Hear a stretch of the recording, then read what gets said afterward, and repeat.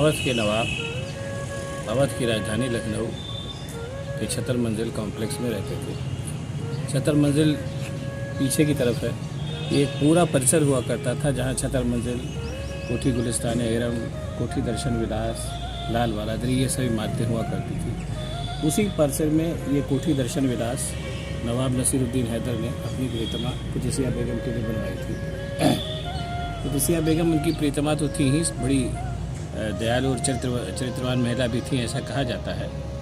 और उन्होंने नवाब से कहा था कि आप किसी भी समय अगर हमारे चरित्र पर शक करेंगे तो मैं जहर खा करके जान दे दूँगी। और जैसा नवाबों की परंपरा थी और जैसा जो भी था वो बड़ी लंबी दास्तान है। नवाब ने कुछ समय बाद उनको लगा कि कुदसिया बेगम का चरित्र ठीक नहीं है, उन्होंने उन पर शक किया और नतीजे में सचमुच कुदसिया बेगम ने जहर खा के जान दे दी। उन्हीं कुदसिया बेगम के लिए नवाब नसीरुद्दीन हैदर ने कोठी दर्शन विलास बनाई थी।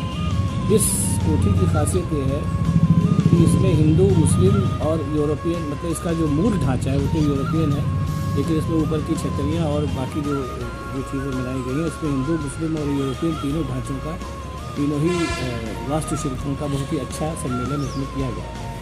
और इसकी जो चारों दीवारें, मतलब चारों दीवारें, मतलब जिसका चारों रुख जो था वो अलग अलग तरीके का बना हुआ था, इसीलिए इसको चौरुखी कोठी या कोठी दर्शन विलास इसका नाम दिया गया कि इस कोठी को देखना ही अपने आप में, इस कोठी का दर्शन करना ही अपने आप में आनंद है, इसीलिए इसका नाम कोठी दर्शन विलास दिया गया।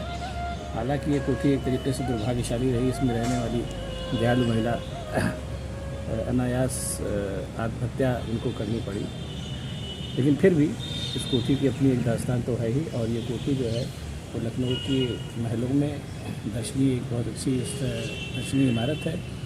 लेकिन शायद कहा जाता है जैसे मनुष्यों की तरीके से इमारतों का भी दुर्भाग्य होता है।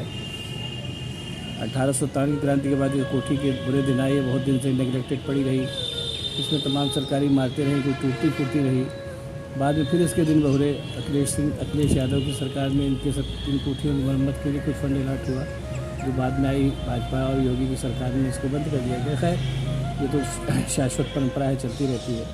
लेकिन अच्छी बात है कि इमारतें इतनी मजबूत बनी हुई हैं कि रखरखाव के और संरक्षण के अभाव में भी अभी ये लंबे समय तक चलेंगी। बीच में अगर इनका रखरखाव और संरक्षण हो जाता है तो और अच्छी बात है, हमारा इतिहास और हमारी धरोहर सुरक्षित रहेगी। नमस्कार।